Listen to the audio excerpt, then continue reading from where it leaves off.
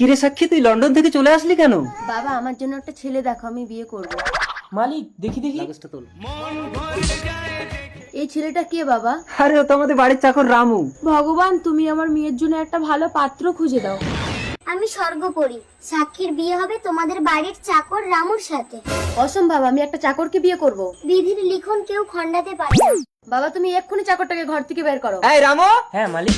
এই তুই এক্ষুনি বেরো আমার ঘর থেকে। মালিক আমি না খেতে পেয়ে মরে যাব। এই তুই মরলেই আমার মঙ্গল হবে, যা বেরো। আমাকে বিয়ে করবে।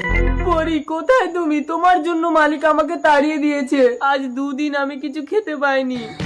খাবারটা খেয়ে নে রামু, চিন্তা করিস না, ওই সাক্ষীর সাথেই তোর বিয়ে হবে। সাক্ষীমা দেখ, এদের মধ্যে কাকে তোর পছন্দ, তাকে তুই বরমালা পরিয়ে দে। একেই দেই। বাবা এরা তো জম্বি হয়ে গেছে। তুই চলে আয়, তোকে কামড়ে দিলে তুই জম্বি হয়ে যাবি। তোমরা কাছে এসো না। এই জমি যাও, বাড়ি যাও। কি গো পরির অভিশাপে ওরা তো জম্বি হয়ে গেল।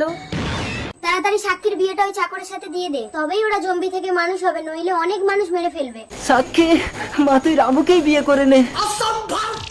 সাক্ষী, সাক্ষী, কি গো তুমি পেছনের দরজা দিয়ে বেরিয়ে তাড়াতাড়ি রামুকে নিয়ে আসো। তাড়াতাড়ি আয় রামু। এই তো রামু এসেছে। সাক্ষী দাঁড়াও, রামু এই বাড়ির চাকর না, তোর বাবা ছিল এই বাড়ির চাকর। ছোটবেলায় রামুর বিধবা মাকে মেরে দিয়ে এই বাড়ির মালিক হয়েছে, আর আমি সেই বিধবার আত্মা।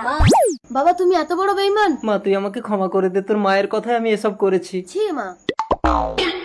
রামু আজ থেকে তুমি এই বাড়ির মালিক।